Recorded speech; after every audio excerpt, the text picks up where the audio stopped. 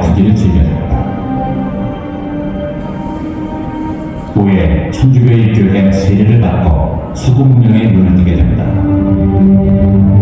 1905년 일본의 강제 능력인 을사보조약이 체결되자 아니사는 구국의 뜻을 품고 항일운동에 앞장섰다. 그때 나이 27.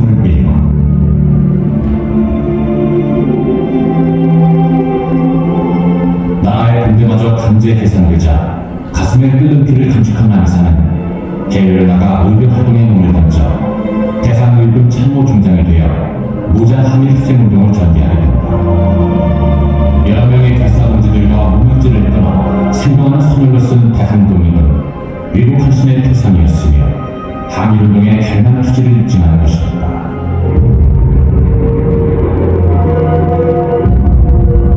(1909년 10월 26일) 러시아 의장대와 수많은 학연인파가 모인 하얼빈역에서 수발의 총성이 울리고 아니사의 이총에 이등병원이 사살됩니다.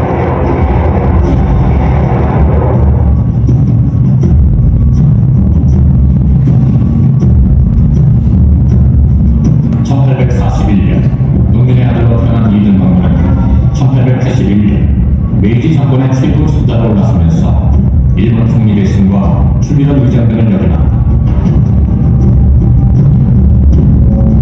1894년 청일전쟁을 통해 나가 투약을 즐겨주고 요동반도와 대만 등을 중국으로부터 넘겨받았으며 1905년에는 조선 정부와 강제로 을사보조약을 체결하게 됩니다.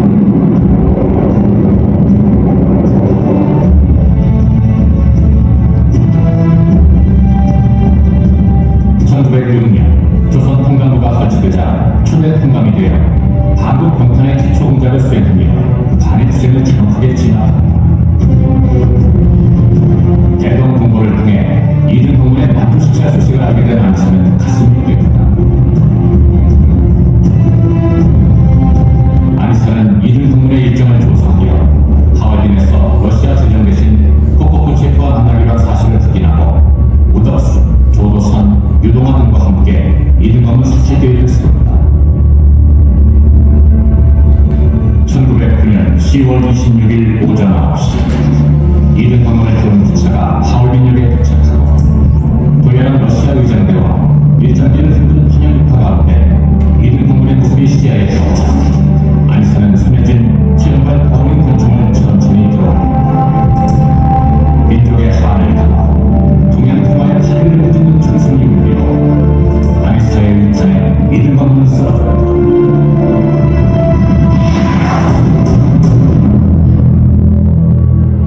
의거 후 대한마술을 도우치던 아니사는 러시아 헌병에 체포되어 일본에 넘겨졌고 일본 총영사관으로 끌려가 고승길에 묶인 채 신문을 받았다.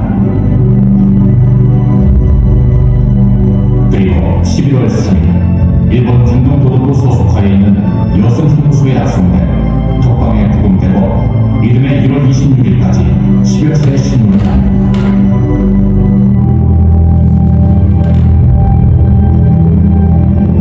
아니사는 자신을 변호할 수 있는 민선 변호인의 선임마저 거부당한 채 관동도덕부 부근검찰관 위조치의 명에 따라 6차 공판까지 일사천리로 진행된다.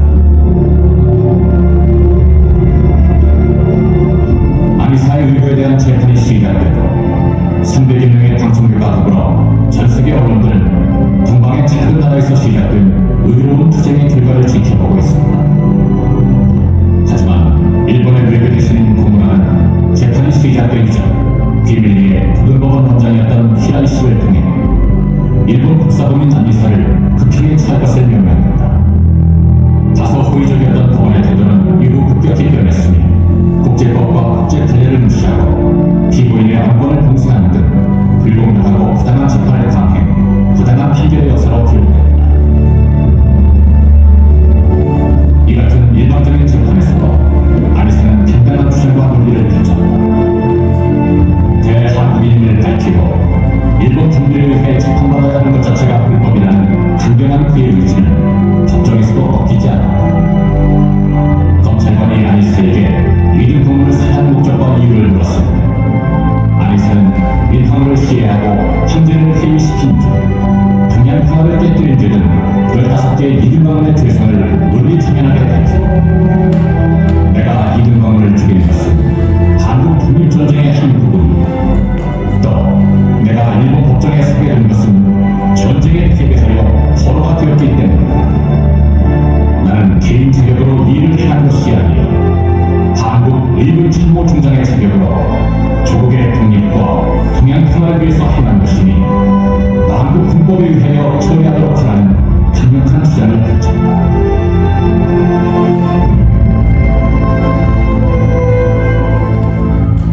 1910년 2월 14일 오전 일본 관군도덕부 지방법원은 아리사에게 자국의 헌법을 적용시켜 사형을 선고한다. 판결을 받은 아리사는 전보다 더 유연한 태도로 일관했다. 부당한 재판 결과에 대해 거듭 법원의 상소할 권리를 가지고 있었고 일본 변호사까지도 한국 국민에 대해 심판할 권리가 없음을 밝혔지만 아리사는 끝내 항소하지 않았다. 일본에게 구박하여 생을 연명하지 않고 오히려 약한 처지에 있던 한국인민이 된 것을 죄로 여겼던 점은 불굴의 의지를 엿볼 수 있는 대목이다. 아리사는 사형 판결 뒤 독방에 구금되어 있으면서 자서전 안칠 역사와 동양 평화론을 조술하기 시작했다. 예상보다 일찍 집행된 사형으로 서문과 전강 두 부분밖에 완성하지 못한 동양 평화론은 동양 대세의 반대와 평화 정략의 의견을 개진한 것으로서 한중일 동양 삼국이 각기 주권을 존중하고 여성 지역을 중립지대화하여 이곳에 삼국이 함께 참여하는 평화회의를 조직하고 공동맹세를 위해 공유화폐 발행, 평화유지군 창설과 공동개발 프로젝트의 구상 등 공생공용의 동양 평화론을 발표했다. 이는 오늘날 유엔이나 EU와 같은 국제기구의 모델을 제시한 모범이었으며 아리사의 국제평화주의적 면모를 확실하게 보여준 선각자적 사상이었다. 아리사는 동생들과의 최후의 면회에서도 굳은 의지로 나는 천국에 가서도 마땅히 대한의 독립을 위해 힘쓸 것이라는 유언을 남겼다. 1910년 3월 26일 오전 10시 안중근 의사는 그의 어머니 주마리아 여사가 직접 만든 흰색 수의를 입고 의연히 교형대에 올랐다. 타국 땅에서의 국군 분투 끝에 승복한 아리사의 사신 승리는 한민족과 평화를 사랑하는 모든 인류 앞에 영원한